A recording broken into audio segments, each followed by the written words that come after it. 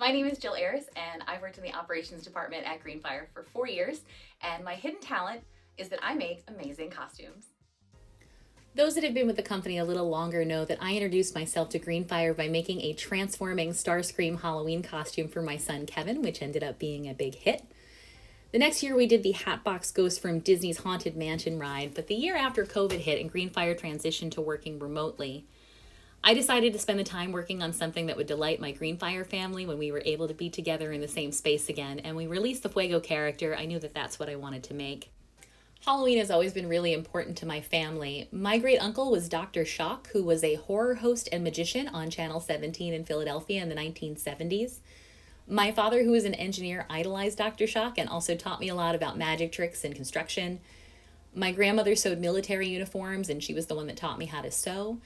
And my mother was a very gifted educator in addition to being extremely fashionable, so it's no surprise that I ended up combining all of their influence to make elaborate costumes.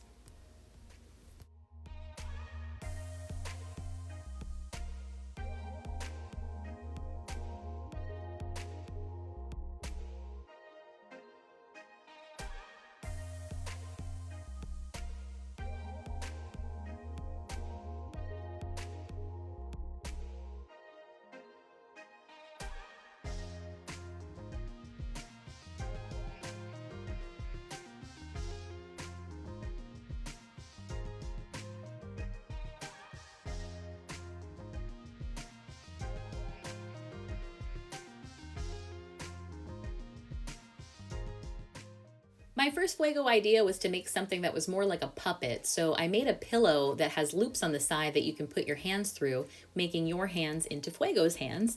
And I liked that concept enough to try to design a costume that allowed the wearer to pop their hands through as well.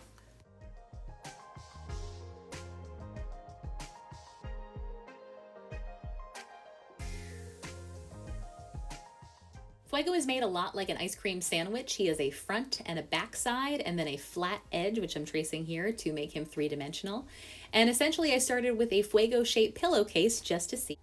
It was really exciting to see Fuego inflated for the first time, but you can see here his shape was inconsistent, so I got inside and connected a series of internal tethers to fix that, but it also serves as shoulder support for a variety of heights of wearers. In fact, Kevin was the first person to ever wear Fuego, and he's just over 4 feet tall. Next, I turned my attention to creating pop vents, which allow the wearer to pass their hands through Fuego and hand things off to the outside world. But it was important that these closed with magnets so we could keep the air inside Fuego, and the design that I ended up with looks a little bit like shutter doors. I think it turned out really fun, and I'm so proud to share something that was inspired by my family with my Greenphire family. So without further ado,